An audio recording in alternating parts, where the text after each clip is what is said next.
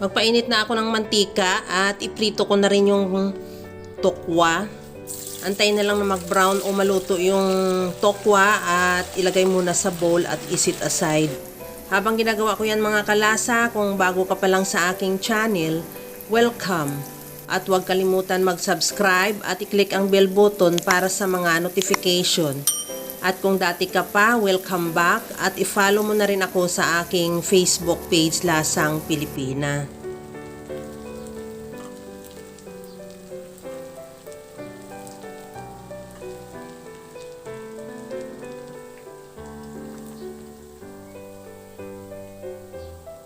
Pagkatapos niyan, gagawa muna ako ng sauce. Sa bowl naman, maglagay ako ng mayonnaise.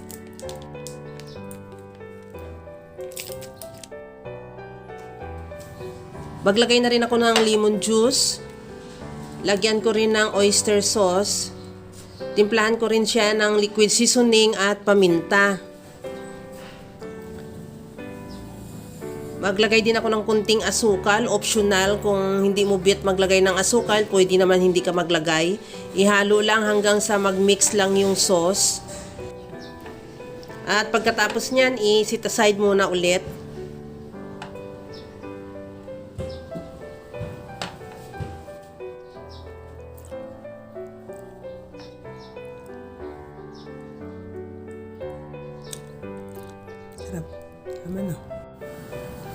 Sa kawali naman ulit, maglagay ako ng butter at tunawin. Habang pinapatunaw ko yan, ilagay ko na yung sibuyas. Isabay ko na gisa yung sibuyas. Ihalo lang hanggang sa maluto.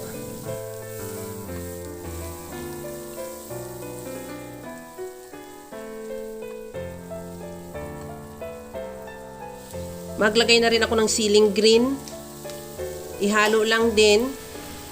At pagkatapos niya na maluto na rin yung siling green, ilagay ko na rin yung pinirito nating tokwa.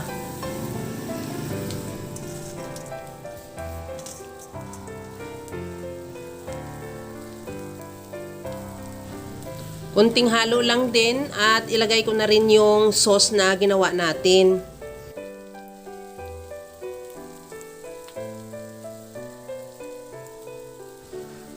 Ihalo lang din ng mabuti hanggang sa makoat lang lahat ng sauce yung ating tokwa.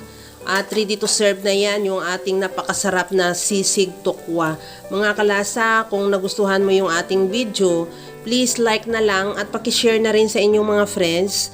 At kung bago ka pa lang sa aking channel, subscribe na at i-click mo na rin ang bell button para sa mga notification.